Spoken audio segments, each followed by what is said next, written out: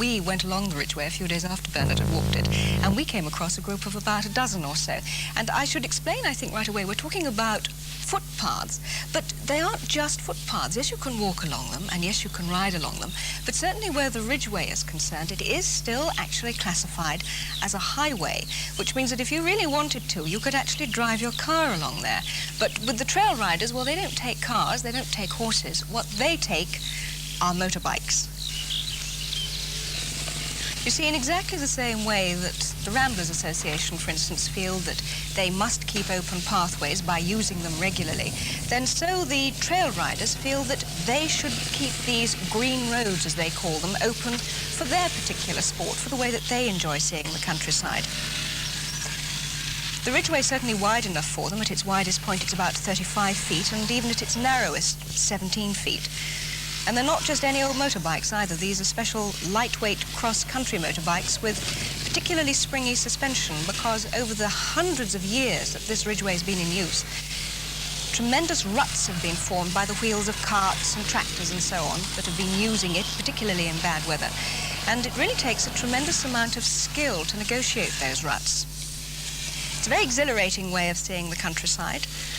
They certainly enjoy it enormously. Now, it may not be your way of seeing it, it may not be mine, but it is their way of seeing it. They see those roads certainly as a challenge to their ability as cyclists, and they do get out and enjoy the countryside. But I can see from your face, Bernard, that it's certainly not your idea of a weekend in the country. No, it isn't. I must say I'm directly opposed to that.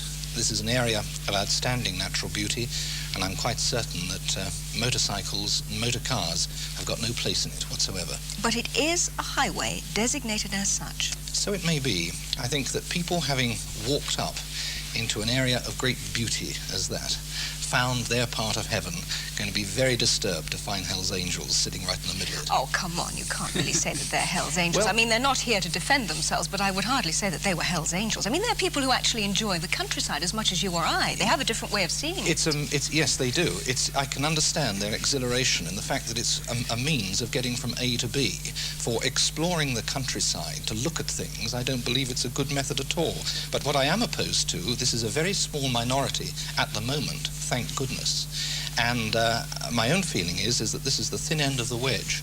And if motorcyclists continue to go on to these green ways and to ride through them, right to the extent that we get hundreds of people, probably thousands of motorcyclists every weekend going up onto the downs, this is going to have a far more ruinous effect than all the feet that toil over the top of the Pennine Way. Well, I think perhaps you're exaggerating a little, but Phil, how do you feel about motorcyclists?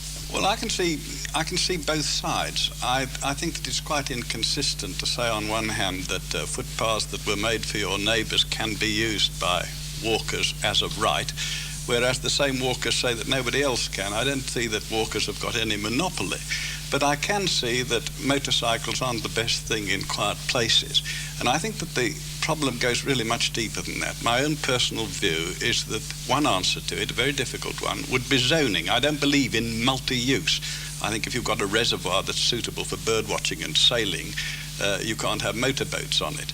But I don't mean by that that you should stop all motorboats. So that I think that some areas of the country should be designated for motorcyclists to enjoy themselves and some for walkers.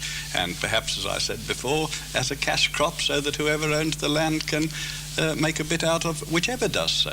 Does it bother you at all? I'm afraid it does bother me. I mean, I can see their point. They're enjoying themselves. But as Bernard said, this is the thin end of the wedge.